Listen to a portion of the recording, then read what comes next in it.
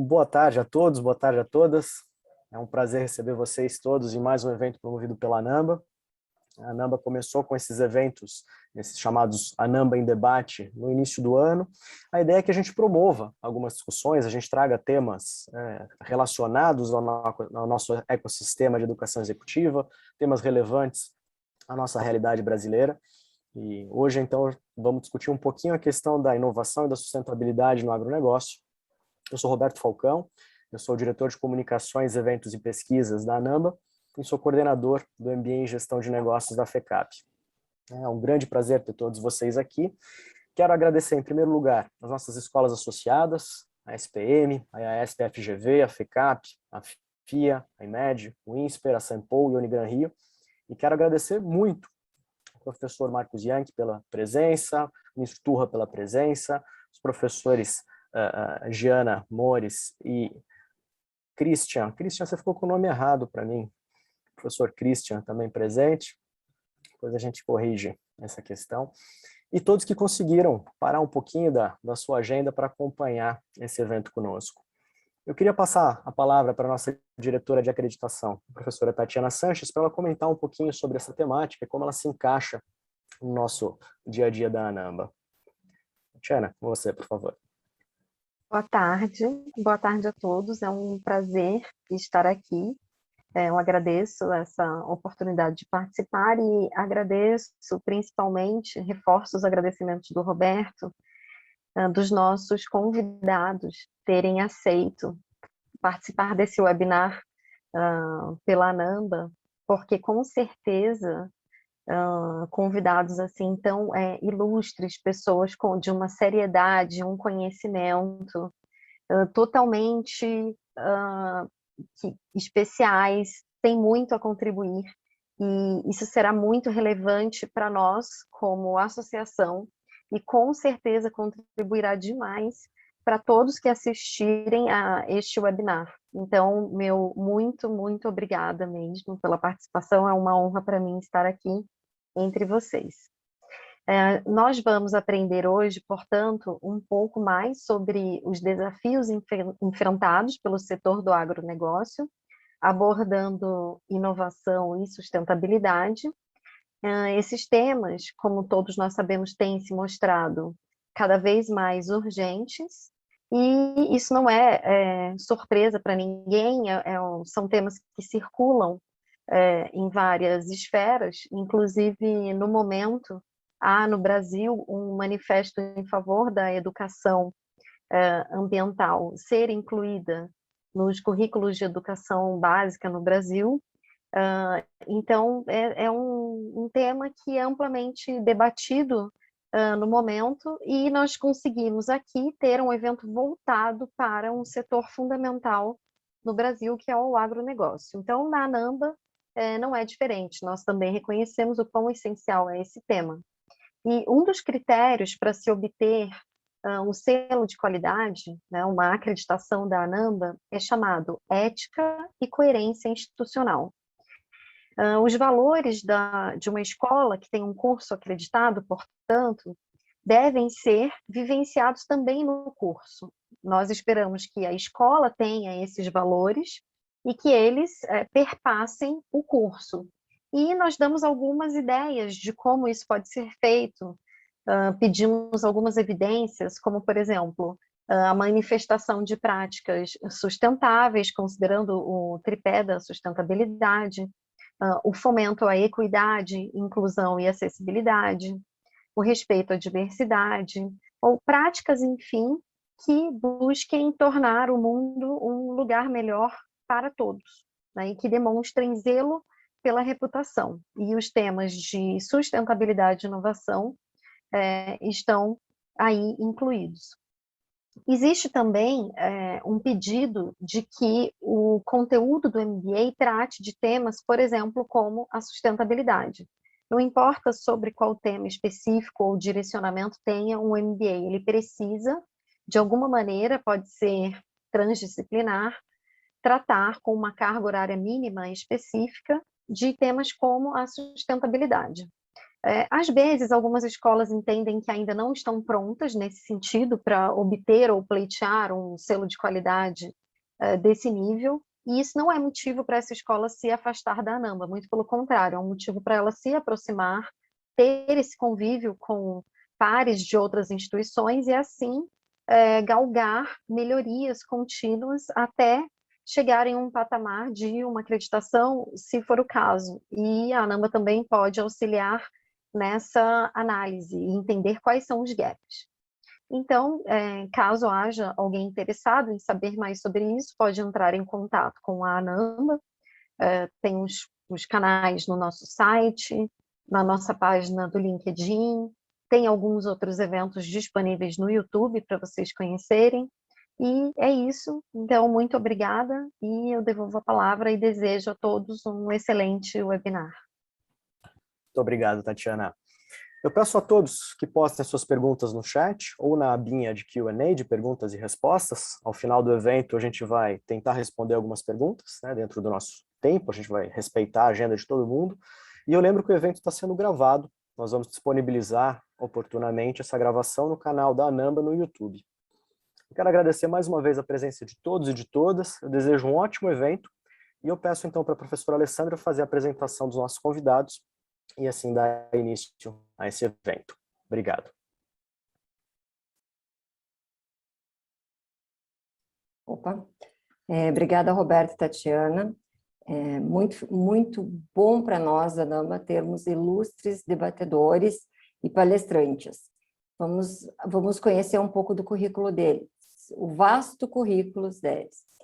O senhor Francisco Sérgio Turra, presidente do Conselho Consultivo da Associação Brasileira de Proteína Animal, presidente da Associação Brasileira de Proteína Animal, está repetindo, vice-presidente da Associação Latino-Americana de Avicultura e presidente do Conselho Empresarial Brasil-Rússia.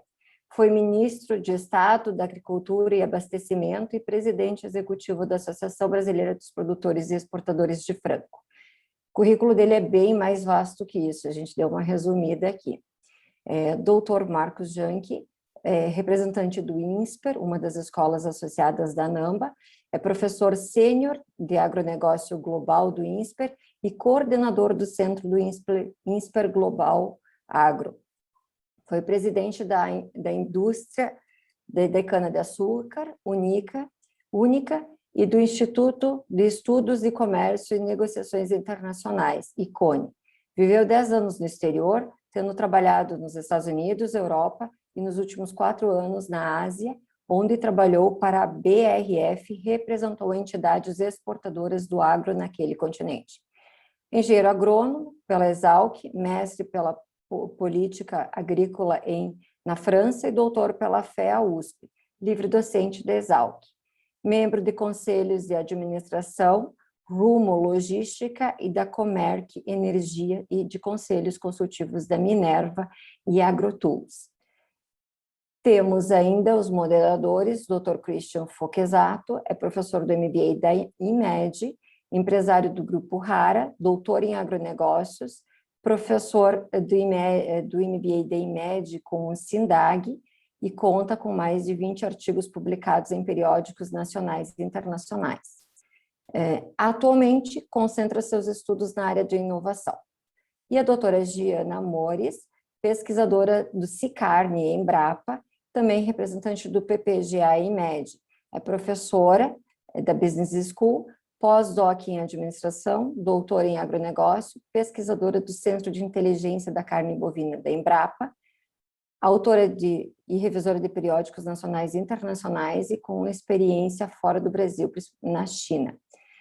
Atua também com consultoria em agronegócios, e sua ênfase está em planejamento estratégico e sustentabilidade. Sejam todos palestrantes e moderadores bem-vindos. Agora eu passo a palavra para os moderadores Giana e Christian, que vão conduzir esse evento. Sejam, então, muito bem-vindos. Eu agradeço o convite de estar aqui e podendo fazer esse link com grandes nomes do agronegócio. Para nós é um excelente momento para nós podermos, então, realizar esse debate. Então, dessa forma, eu convido-os a iniciarem o debate e, na sequência, então, a gente faz as perguntas para discutirmos alguns aspectos para fazer o fechamento do nosso webinar. Então, eu passo a palavra aos nossos ilustres painelistas e aí depois nós fizemos mais algumas perguntas para fazer o fechamento do nosso momento. Tá ok?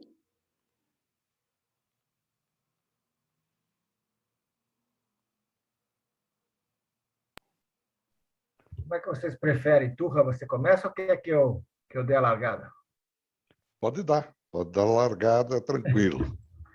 Então, tá bom. Bom, eu gostaria de agradecer a todos vocês por esse convite, a NAMBA, que eu não conhecia e fico muito agradecido pela existência de uma associação de MBAs de agronegócio, de MBAs em geral, mas também alguns com foco em agronegócio, né? Eu fico muito contente com isso. Eu acho que é muito importante, porque existe uma demanda claríssima por maiores conhecimentos, né, de maneira geral, e particularmente sobre o agro, né? É curioso que, quando eu comecei a dar aula, eu dei aula lá na Exalc, e a nossa dificuldade era ensinar economia e administração para agrônomos, engenheiros florestais, enfim, o pessoal da área lá de ciências agrárias, que não tinha uma formação muito grande nisso. E hoje está havendo quase que um movimento ao contrário, né? As grandes escolas de economia, administração, direito, querem ter a área de agronegócio. E é o que aconteceu com a FEA. Aqui em São Paulo aconteceu primeiro com a FEA em São Paulo, depois a FEA lá de Ribeirão Preto, depois a FGV lá com o ministro Roberto Rodrigues, e finalmente, há 2 anos atrás, a gente criou o Centro de Agro do INSPER, né? E a procura é imensa, né? Tem muitos alunos de graduação super interessados, tem grupos de alunos especializados nisso, e a gente está montando diversos cursos de pós-graduação, inclusive com planos de fazer um MBA em agronegócio, né? Então, é algo assim que está realmente acontecendo hoje. E por que isso está acontecendo? Porque, basicamente, o agronegócio está indo bem, né? Então, hoje ele representa em torno de 20% do PIB do país, talvez até um pouco mais agora, nesses últimos 2 anos, porque foi um dos poucos setores que não parou na pandemia, né? E nem poderia parar, porque ninguém para de comer, né? As pessoas podem parar de comprar certas coisas, mas ninguém vai deixar de comer. Então, o agro não pode parar e não parou. Mas também ele representa em torno de 25% dos empregos e, nesse momento, mais de 50% das exportações. Eu diria que o agro é o setor mais globalizado da economia brasileira, né? Nós somos o terceiro maior exportador do mundo, exportamos para 200 países. O Turra conhece muito bem o setor lá de suínos e aves. Eu acho que em aves a gente deve estar exportando para 140, 150 países, né, Turra? Eu tive a honra de ser, durante 3 anos, representante da ABPA, que o Turra presidia, né? Associação Brasileira de Proteína Animal, em Singapura, na Ásia. Eu fiquei 10 anos lá no setor privado e voltei para a academia recentemente. Nesse período que eu tive lá no setor privado, eu trabalhei alguns anos com açúcar e álcool. E depois vários anos na BRF e para as entidades brasileiras que estavam na Ásia, né? E eu acompanhei esse movimento da mudança do comércio. Antes nós exportávamos basicamente para a Europa, né? E a partir do ano 2000, com a ascensão da China como grande comprador, nós passamos a exportar muito para a Ásia, não só para a China, mas para o sudeste da Ásia, para o leste da Ásia e para o Oriente Médio, que é um mercado tradicional, principalmente de carnes, né? E em breve também vamos exportar para o sul da Ásia, onde está a Índia, e para a África. Então, eu diria que o agronegócio aconteceu no Brasil por 2 razões. Primeiro, porque nós fizemos uma revolução agrícola ao dominar os trópicos, né? O que aconteceu foi que, até os anos 70, o grosso da produção mundial ocorria em zonas temperadas, né? Estados Unidos, Europa, Austrália, enfim, leste europeu, e não se sabia direito produzir nos trópicos. E o Brasil foi meio pioneiro nisso, né? Com as tecnologias desenvolvidas pelas universidades, pela Embrapa, nós conseguimos inicialmente levar a produção de carne para o Centro-Oeste, né, através de gado zebu e capins africanos melhorados aqui no Brasil, gado zebu que veio da Índia. Depois adaptamos a soja, né, a soja saiu lá do sul e subiu em direção ao Centro-Oeste, e hoje a gente planta soja perto do Equador, já, né? Está plantando soja lá no Maranhão, Piauí, etc. Depois veio o algodão, depois vieram as carnes, né? Que começou também no sul, na terra lá do Turra, e hoje está lá no Centro-Oeste. Depois o açúcar etanol, que é uma cultura super antiga, foi a primeira atividade econômica do Brasil, né? Mas que hoje tem o etanol, tem a bioeletricidade, é uma fronteira de bioenergia, né? Enfim, tudo isso foi acontecendo realmente nos últimos anos. O Brasil se consolida como um dos maiores exportadores do mundo em agronegócio, né? A gente é líder em pelo menos 10 grandes commodities, a gente exporta para o mundo inteiro e somos muito competitivos, e depois da pandemia ficamos ainda mais competitivos. Por quê? Porque nós tivemos diversos problemas pelo mundo, né? Primeiro, a gente teve realmente uma grande demanda na Ásia, principalmente na China. A China teve um outro problema além da Covid, que foi uma epidemia de peste suína africana, que dizimou 40% do rebanho da China. Então, eles acabaram comprando muita carne bovina do Brasil, muita carne suína também, né? Nós estamos hoje com os estoques baixos no mundo, a demanda está alta, tem um problema de containers, tem uma crise energética se avizinhando aí, como vocês sabem, mas a verdade é que a gente conseguiu crescer. E quando eu falo que a gente foi muito bem nesse negócio, é porque a gente conseguiu fazer coisas que outros países não fazem. Por exemplo, a gente hoje faz 2 safras por ano, certo? A gente consegue plantar soja e milho, ou soja e algodão na mesma área, sem irrigação, coisa que só vai acontecer nos trópicos, né? Você nunca vai conseguir fazer 2 safras em zona temperada, porque não tem as condições climáticas para isso. E a gente faz 2 safras, agora começamos a fazer 3 safras, em muitos casos, ou com irrigação, ou colocando pastagem entre as 2 safras, né? A gente fez diversas tecnologias de agricultura de baixo carbono. Hoje tem uma expansão da agricultura, não sobre floresta, mas basicamente sobre pasto, né? O Brasil tem 80 milhões de hectares agrícolas e 160 milhões de hectares de pasto, e hoje a gente vê a agricultura crescendo, principalmente em área de pasto, alta produtividade, quer dizer, é uma agricultura que eu diria nos últimos 40 anos que caminhou para alta produtividade e também por ser altamente sustentável, né? A gente consegue produzir, por exemplo, seja carne, seja soja, seja milho, seja cana-de-açúcar, com níveis de uso de insumos, né, que emitem menos CO2 do que qualquer um dos nossos concorrentes. A nossa soja ela tem menos pegada de carbono do que os americanos. O nosso frango é muito mais competitivo do que aquele que é feito na Ásia. E por aí vai, certo? Agora, nós temos alguns problemas básicos, né? E um dos problemas mais sérios que o Brasil tem é o desmatamento ilegal, né?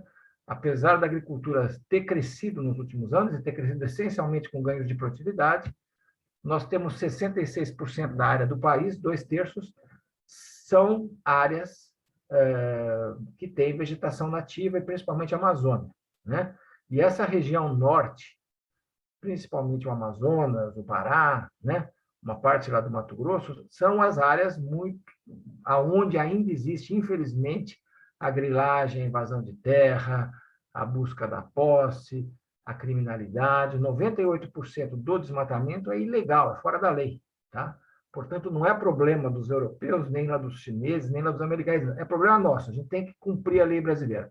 O Código Florestal foi aprovado 10 anos atrás, estabelece normas muito rígidas, mas não foi implementado até hoje, com raras exceções.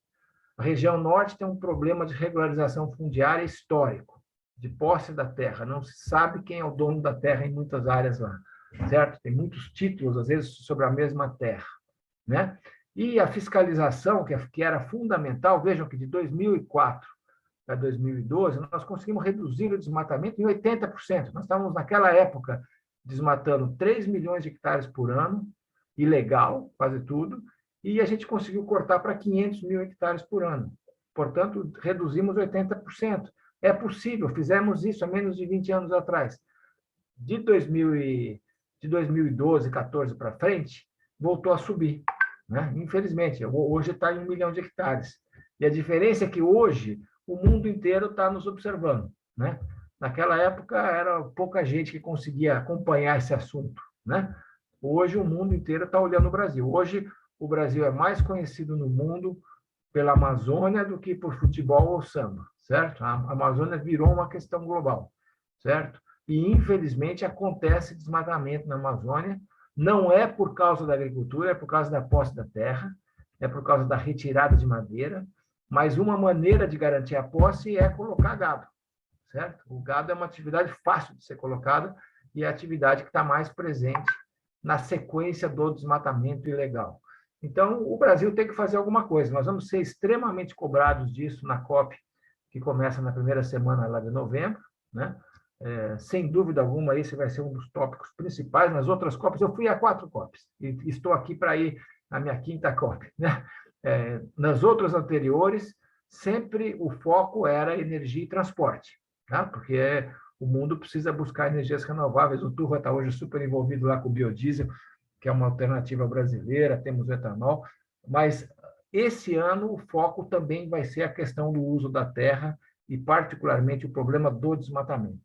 E o Brasil está sendo vilanizado nessa área, inclusive com razão, porque nós não estamos conseguindo controlar o desmatamento. E se a gente não fizer a lição de casa, a gente não vai ser conhecido pelas outras coisas positivas que o agro tem. O agro tem muitas coisas positivas, que eu já falei, mas esse problema do desmatamento acaba, de certa forma, manchando a reputação brasileira, em parte a reputação de algumas áreas lá do agronegócio. Então, a gente precisa fazer alguma coisa e precisa fazer com grande urgência. Basicamente é isso, pessoal. Obrigado aí pelo convite. Então, muito obrigada, professor Marcos. Uma excelente reflexão. Vou passar, então, a Tatiana, por gentileza. Levantar Acho que a o mão. Turra, talvez podíamos pedir para que o Turra também se... Acho que sim. Bom, se me permitem, em primeiro lugar, vocês me deram uma alegria, Alessandra, Giana, Tatiana, o Roberto, o Christian, vocês me deram uma alegria de rever um amigo, de reencontrar o Marcos, que eu não tive a oportunidade de fazer nenhuma live contigo nesse tempo e fiquei muito enciumado com isso. Mas, olha, o Marcos é uma das melhores cabeças que eu conheci. Tanto é que ele passou por nós lá no programa da Apex, Panagro, num local tão distante, mas onde hoje nós somos os maiores exportadores de carne de aves, suínos, bovinos, de tudo. A Ásia, mas principalmente o destino China, é para nós fundamental e importantíssimo. Eu acompanho o agro desde toda a minha vida, mas, digamos assim, me familiarizei com o crescimento, a inovação, o milagre do agro, quando assumi a Conab, que andei pelo Brasil todo, e eu dizia, isso é uma coisa divina, isso é uma dádiva.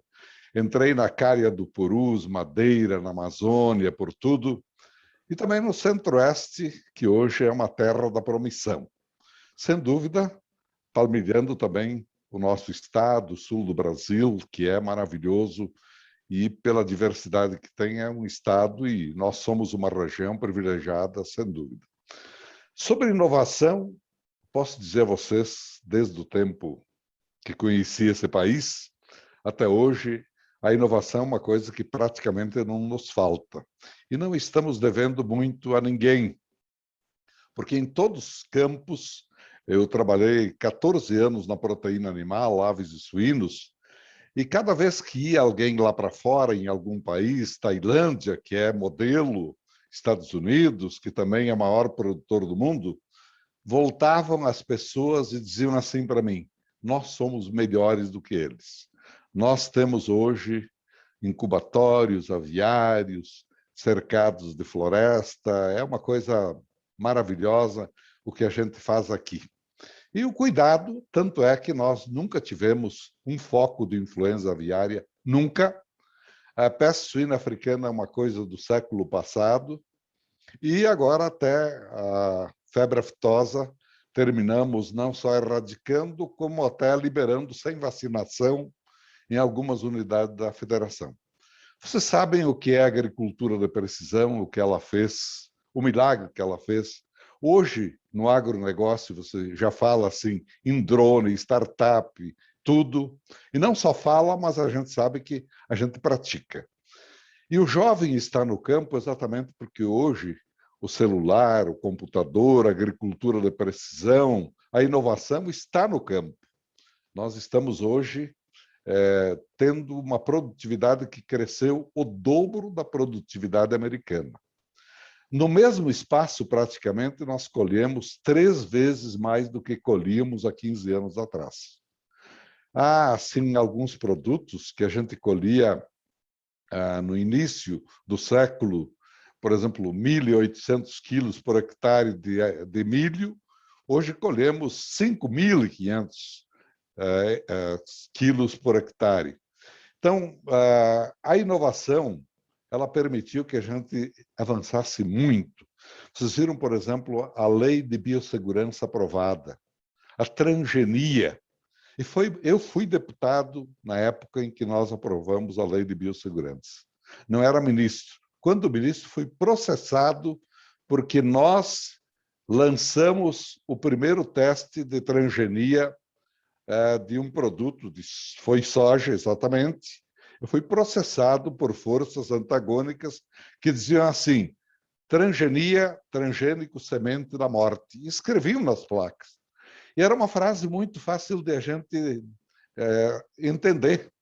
E lá vinham os nossos técnicos da Embrapa dizendo, transgênico, eugênio, melhorado, e etc. O povo não entendia e ficava ao lado das forças contrárias a essa inovação.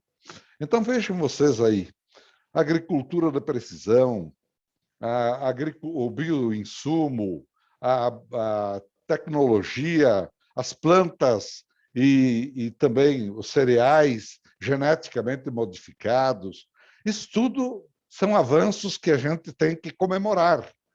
Mas, realmente, eu acho que nós estamos hoje preocupados com o tema sustentabilidade.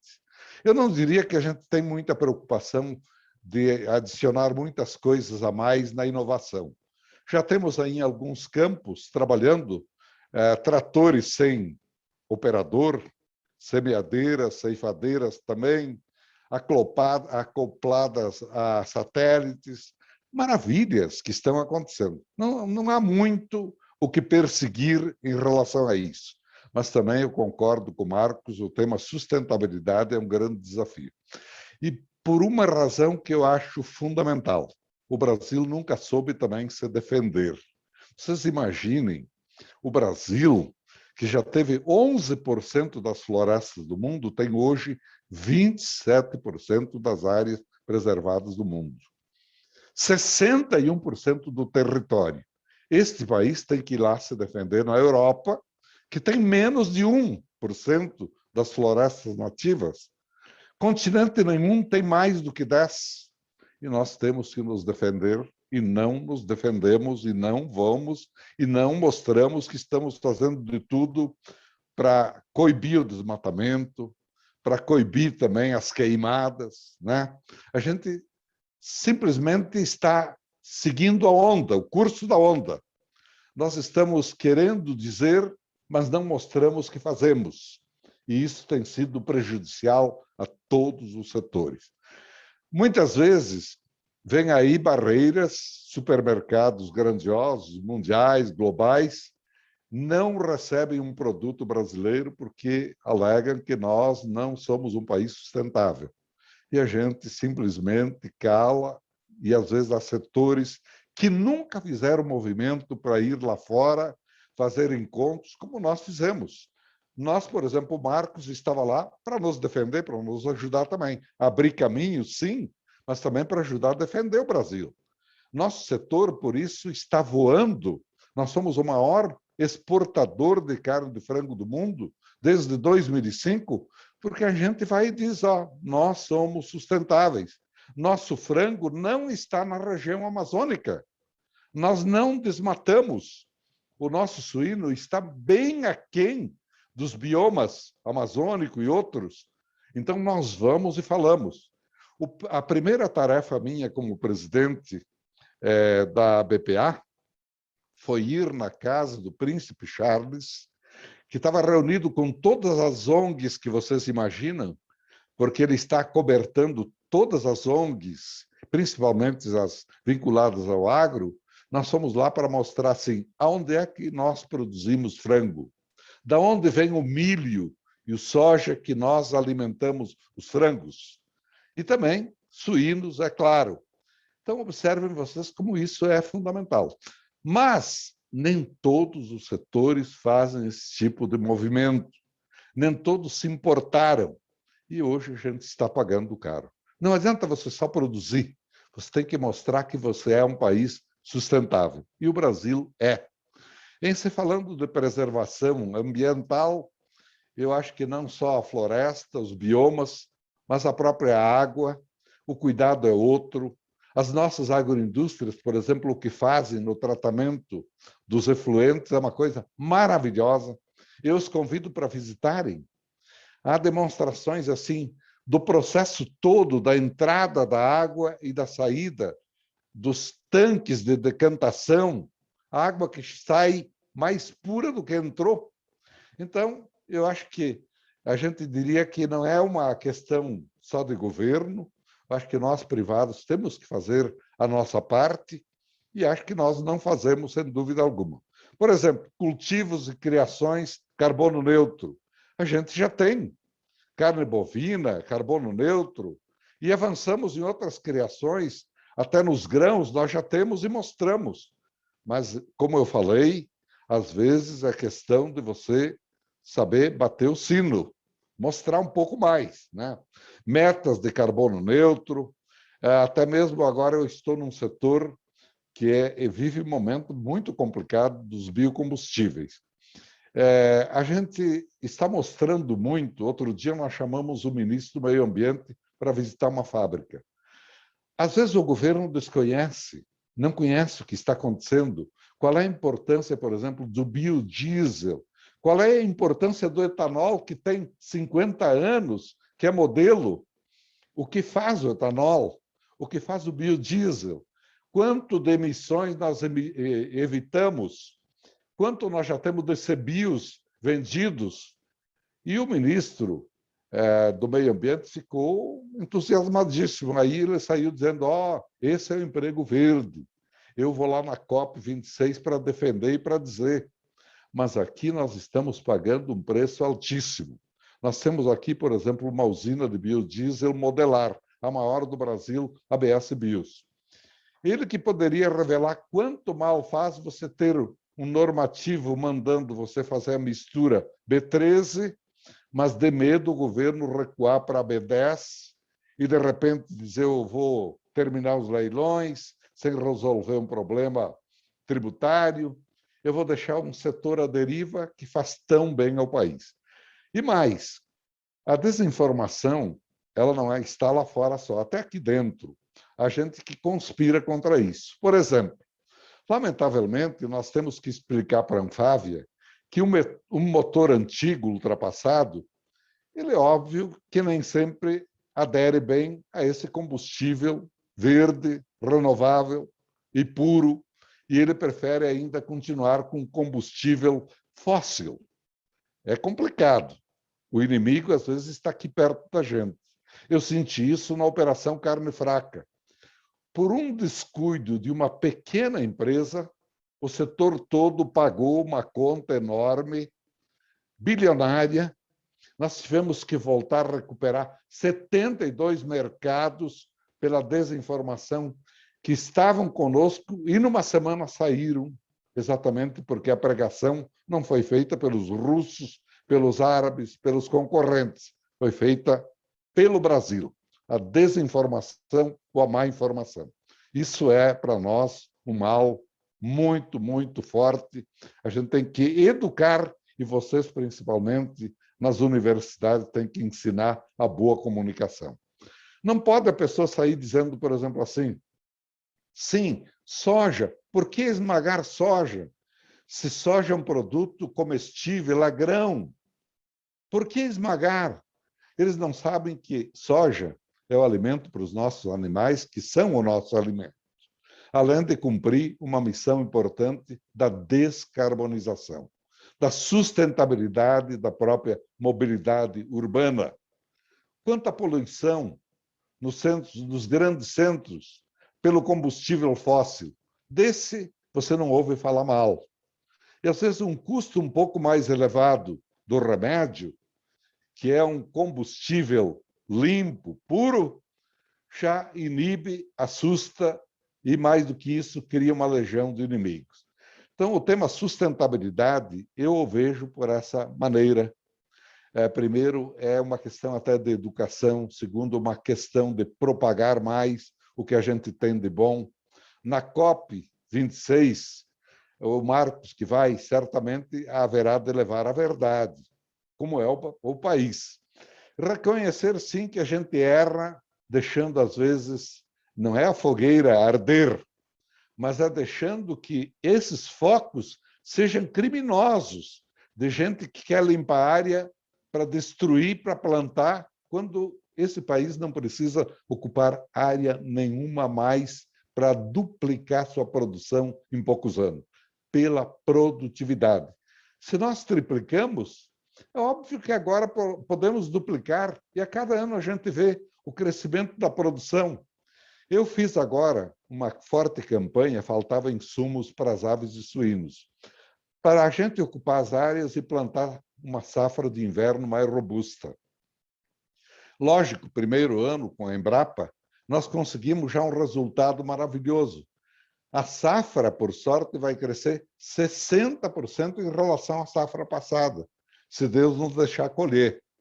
Tudo é possível no Brasil e não precisamos ocupar área nenhuma, ao contrário, ocupar a área que estava absolutamente deserta no inverno, ociosa no inverno, máquinas ociosas. Então, o Brasil pode muito, pode a segunda safra, que no Rio Grande do Sul e no Sul praticamente não existe, eu vou falar para vocês, apenas 20% tem segunda safra, nós temos 1,09 safras. O Marcos falou de segunda safra, eu já falo na terceira safra, no Paraná, Goiás, São Paulo, outros lugares. Verdade que aqui nós temos fruticultura, hortigranjeiros, floricultura, fortíssimos. Por exemplo, a vitivinicultura é uma riqueza para nós, mas nós temos um potencial muito grande para a gente perseguir, mesmo assim, uma segunda safra, no mínimo uma segunda safra. Então, meus amigos, eu falo para vocês que esse tema inovação, para mim, ele traz pouca coisa assim de ambição. Óbvio, nós temos que seguir startups aí revelando a cada dia que podemos mais. Mas eu acho que nós, como país, já somos um bom exemplo do que se alcançou nesses últimos anos, especialmente nesses 20 últimos anos. Somos produtivos, temos competência, somos gestores bons, temos aí muita eficiência, o modelo ESG está sendo aqui implementado e cuidado e zelado, mas sob a ótica da sustentabilidade, é o que eu falei. Ajudem a difundir uma ideia melhor do Brasil.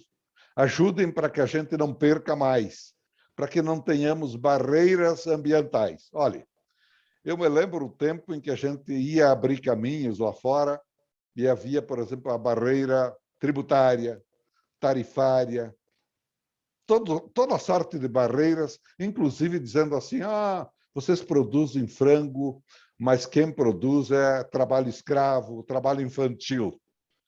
Nada melhor do que mostrar que não existia isso.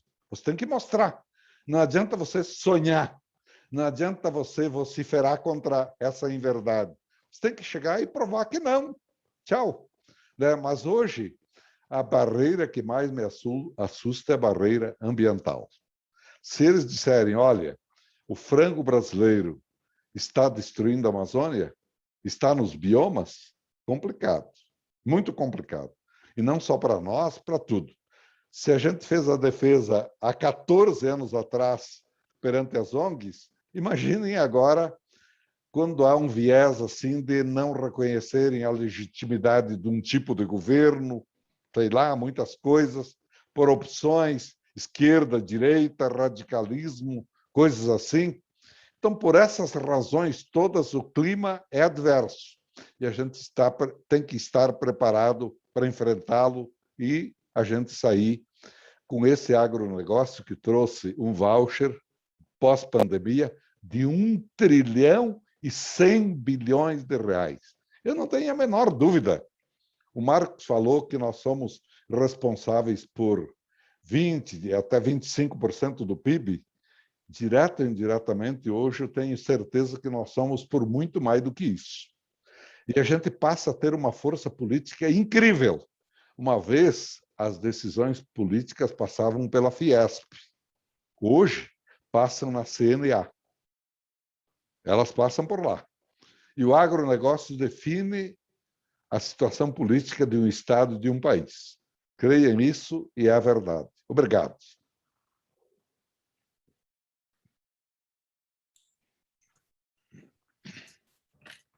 Apenas para fazer, então, mais uma contextualização do que os nossos painelistas acabaram de falar sobre a importância da inovação e da sustentabilidade.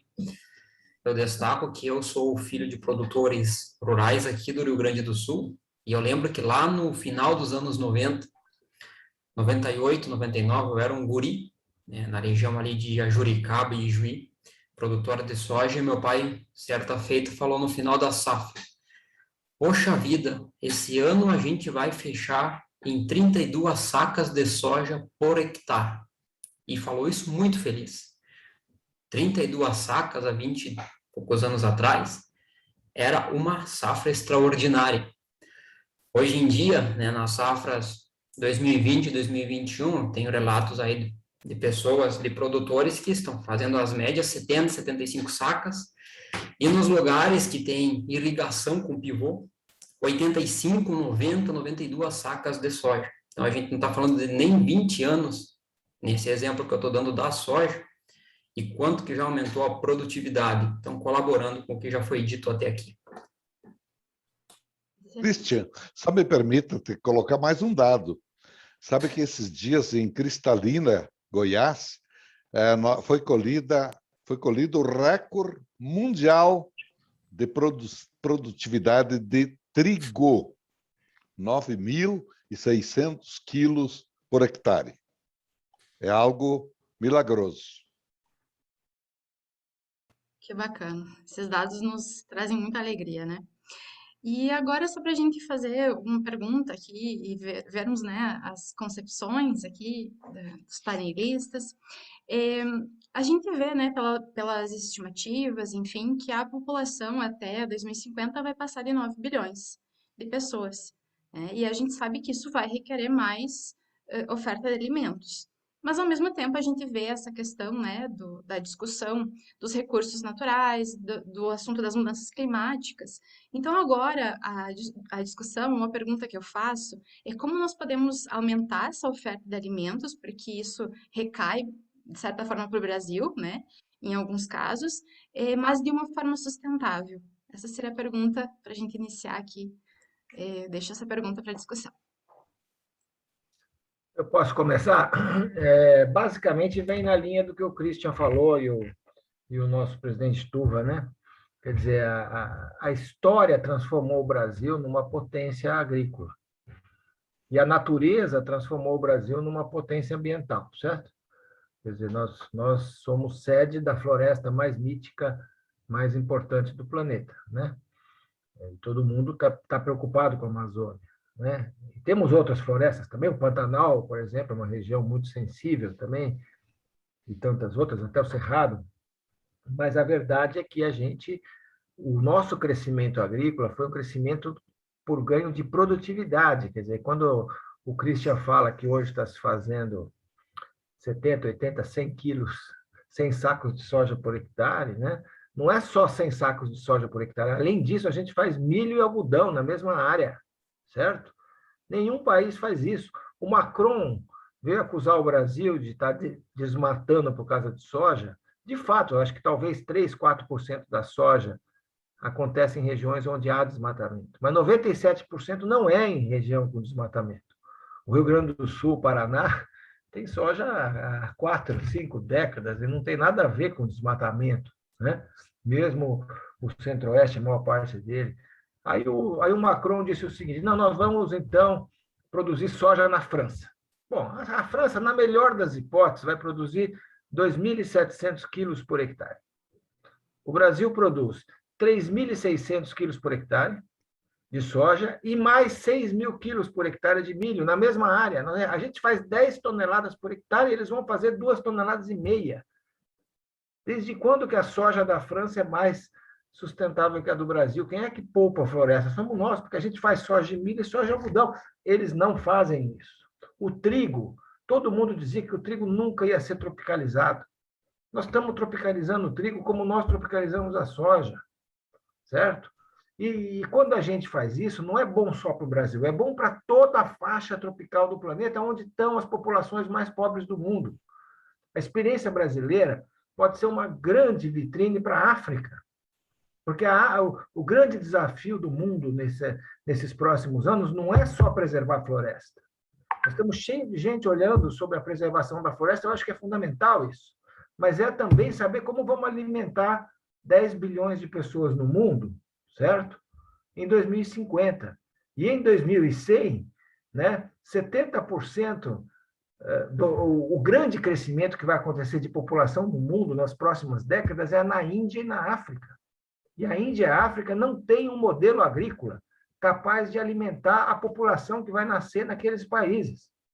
Sem contar a urbanização e a mudança de hábitos alimentares, eu estou só falando de crescimento populacional. Então, uma grande solução para a África é ter um modelo de alta produtividade como o Brasil tem, porque as savanas africanas não são tão diferentes dos nossos cerrados. E por que a gente consegue ser exportador e eles são até hoje importadores? Então, eu acho que essa questão tecnológica da inovação que o Brasil fez, graças inicialmente ao poder público, vamos dizer a verdade, quer dizer, começou pelas universidades, pela Embrapa, pelos institutos estaduais de pesquisa agrícola. Essa inovação é revolucionária para o mundo, né? E agora, é claro, nós temos um problema, sim. O problema é o desmatamento, certo? Se a gente resolver esse problema do desmatamento, que eu volto a dizer, não é problema do agronegócio, certo? É problema da criminalidade. Inclusive, 65% do desmatamento hoje no Brasil acontece em terras públicas, não em terras privadas. Acontece em reservas indígenas, parques demarcados lá no norte, assentamentos e terras devolutas, que a gente tem 50 milhões de hectares aqui, que ninguém sabe que não há dono, que não tem dono. E quando tem terra sem dono, alguém invade. Certo? É isso aí. Infelizmente, essa que é a realidade. O governo tem que fazer a parte dele. As empresas estão avançando na sustentabilidade. Os produtores estão avançando. Quem retrocedeu foi o governo, certo? Então, eu acho que a gente precisa fazer a lição de casa, temos que fazer, porque o grosso do crescimento brasileiro não é sobre floresta. É uma coisa marginal o avanço sobre floresta e é ilegal. O grande crescimento que está vendo hoje é sobre pasto, com alta produtividade, e num modelo que precisa ser replicado no resto do mundo tropical. Bem, eu só queria acrescentar o seguinte: Thomas Malthus, no século retrasado, dizia que nós íamos ter uma população morrendo de fome no século XX. Não aconteceu, ao contrário, acho que nunca tivemos tanta oferta de alimentos quanto tivemos nesses últimos tempos. E eu não tenho dúvida nenhuma que o Brasil, por exemplo, é visto pela OCDE e etc., como o país que terá que oferecer 40% do que a humanidade vai aumentar nesses próximos anos, até 2050, 2100. E nós estamos ensinando a própria Embrapa na África, ajudando a ter uma agricultura minimamente igual à nossa aqui, agricultura tropical. Bom, o que eu quero dizer é que a resposta é muito simples. A produtividade nós podemos, nós não precisamos nos apropriar de nada, criminoso que for, do que existe hoje para preservar nossos biomas. todos. Não há porquê, é criminoso você imaginar que precisa isso. E eu quero dizer para vocês que também é um dado que nunca foi muito revelado, mas eu vi esses dias uma frasezinha sobre toda a queimada no Pantanal. Eu vi horas e horas a fio na TV. Quando alguém chegou para ver o que aconteceu, não encontrou nada, porque a recuperação da floresta e da natureza lá é também pródiga, como é a queimada. É assim, na floresta amazônica é igual. A recuperação é rápida, é fantástica. Olhem, eu fui para Cruzeiro do Sul, num jatinho da FAB, quando ministro, saí de Brasília e recordo que marquei no relógio 5 horas em cima de mata. Eu dizia para quem estava comigo o seguinte: se a gente cair aqui, nunca mais. É verdade, é uma coisa fantástica. A floresta amazônica é imensa, não é uma coisa que o frango destrói, o suíno destrói, a boiada destrói, não. A gente tem que coibir, porque não precisamos nada para cumprir esse desejo que a Jana colocou de não ter mais 1 bilhão de seres humanos famintos no mundo. E subnutridos, muitos também. Maravilha. Bom, em virtude também já do avançado da hora, vamos fazer aqui os debatedores uma pergunta de fechamento. Muito do que vocês já falaram aqui poderia ser a resposta dessa pergunta, mas para ficar um pouco mais explícito, gostaríamos, né, que vocês, né, professor Marcos, ministro Tura, deixassem uma mensagem final sobre a importância do nosso agronegócio, né, que por vezes a mídia apresenta uma visão sombria e aqui a gente já conversou que não é bem assim. Então, uma mensagem final sobre a importância desse setor. Marcos.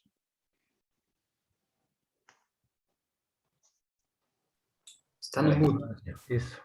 Eu acho que a importância é o que nós já falamos, quer dizer, o agronegócio, ele existe desde que quer dizer, desde sempre, né? Desde lá dos índios, mas particularmente depois que os portugueses chegaram ao Brasil, ele começa lá com ser um agronegócio extrativo, tropical, não é isso? Todos os ciclos, né? Todo mundo estudou aí o ciclo do pau-brasil, o ciclo da cana, o ciclo do cacau, o ciclo do café. Nós éramos a colônia produzindo para a metrópole, certo? E basicamente a gente produzia aquilo que não se produzia na Europa e nos Estados Unidos, onde tinham acontecido revoluções agrícolas. Aqui era uma coisa mais extrativista, certo? Escravagista, toda essa história que aconteceu. O agronegócio faz parte da formação econômica do país, a agricultura e o agronegócio, né? Primeiro a agricultura, depois virou o agronegócio, que é uma coisa bem mais ampla do que a agricultura.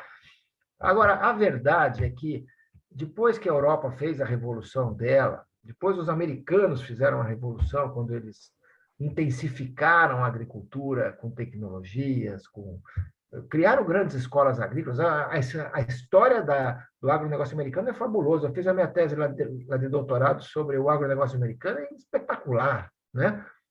Os ganhos de produtividade que eles tiveram, criando um grupo de escolas agrícolas, fazendo transporte por ferrovias e hidrovias, que nós estamos agora conseguindo fazer, finalmente, e também imensos ganhos de produtividade. E a gente, nos anos 70, a gente mandou um monte de gente para fora. Isso foi uma coisa muito legal lá da Embrapa, sabe? Pegar aqueles pesquisadores todos e vai para fora, aprende e tal, e volta para cá e tenta aplicar nos trópicos. Foi o que eles fizeram, né? Essa foi a grande revolução agrícola brasileira e foi a última, eu diria, a última revolução planetária que houve foi aqui no Brasil. Só que ela não é reconhecida, né? Em algum momento ela vai ser reconhecida, mas o que nós fizemos nos trópicos dos anos 70 para frente não tem paralelo no mundo. Eu falo isso porque eu vivi 5 anos na Ásia, eu fui à África dezenas de vezes. Eu estou acostumado a ver agronegócio do mundo todo, é a minha especialidade há 30 anos, e eu não vi em área tropical nada parecido com o Brasil, nada parecido. Então, por que nós somos vilanizados? Porque a gente não fez a lição de casa num só assunto, que é desmatamento, certo? Esse assunto é um assunto grave hoje para o mundo. É um assunto que a gente tem que trabalhar, porque senão a nossa imagem só vai piorar. Hoje, ela não afeta comércio. Nós continuamos exportando muito. Aliás, 2021 vai ser o melhor ano da história da exportação agro-brasileira. Nós vamos exportar 120 bilhões de dólares em pleno ano pós-pandemia, né? Agora, a reputação brasileira está em baixa, as empresas estão sendo atacadas, por isso que veio o movimento de ESG. O que é o ESG? É a reação. É a mesma coisa que a gente falava 20 anos atrás, desenvolvimento sustentável, sustentabilidade, só que agora isso ganhou métrica, isso ganhou benchmark, e todas as empresas estão atrás disso, e estão fazendo a lição de casa. O que falta é o governo fazer a lição de casa. E eu volto a dizer, o Brasil reduziu o desmatamento em 85% entre 2004 e 2012, certo? Portanto, não é lá atrás, isso foi feito há 20 anos atrás. E nós podemos fazer isso, principalmente combatendo a criminalidade. O resto, a agricultura fará sozinha, certo? Todo mundo fala, precisa ter pagamento por serviço ambiental, precisa ter isso, precisa ter aquilo. É ótimo que tenha, mas a agricultura vai crescer produtividade com ou sem pagamento por serviço ambiental, certo? Não é, Turra? Ela vai crescer porque está na natureza do produtor brasileiro incorporar tecnologia, certo? É uma geração jovem.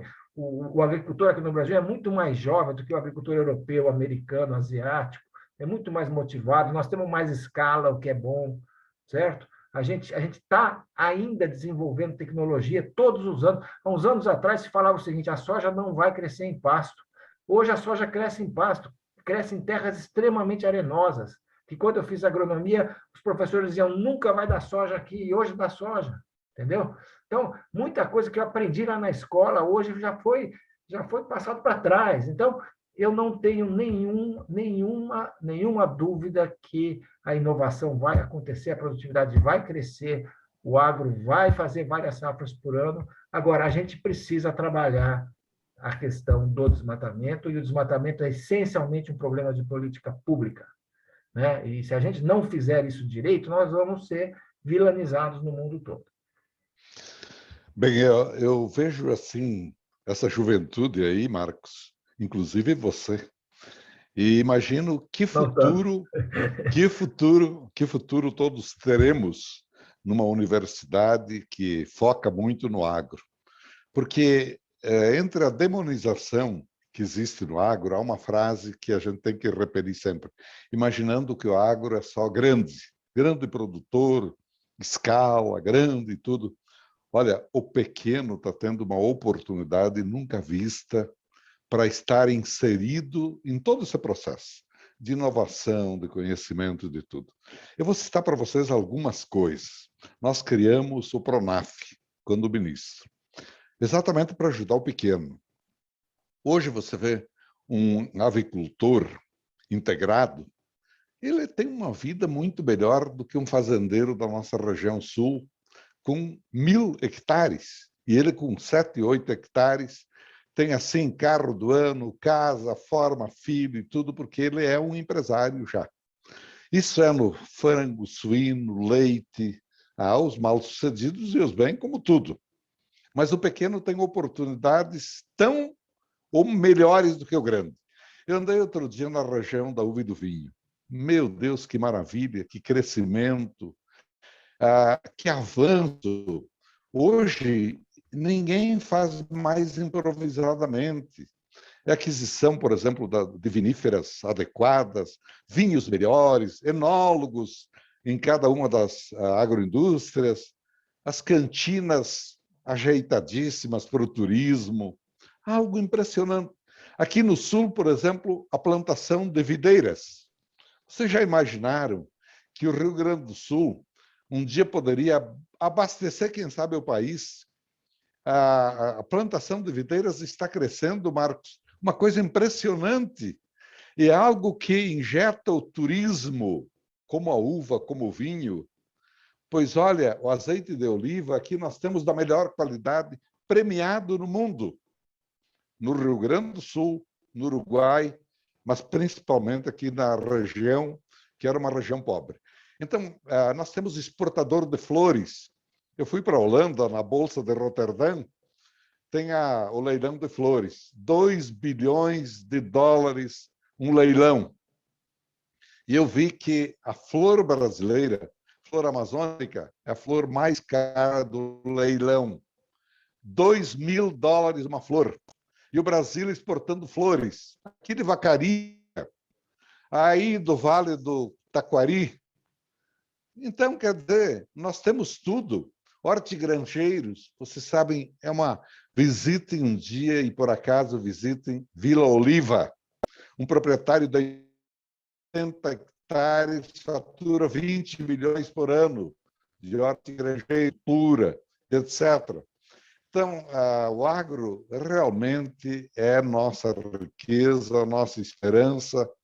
Valeu a pena toda a luta e dedicar uma vida, Marcos, como você faz, eu faço também, para o agro, porque ele vai efetivamente não só gerar emprego, oportunidade, renda, e nós vamos, se Deus quiser, matar a fome de muita gente.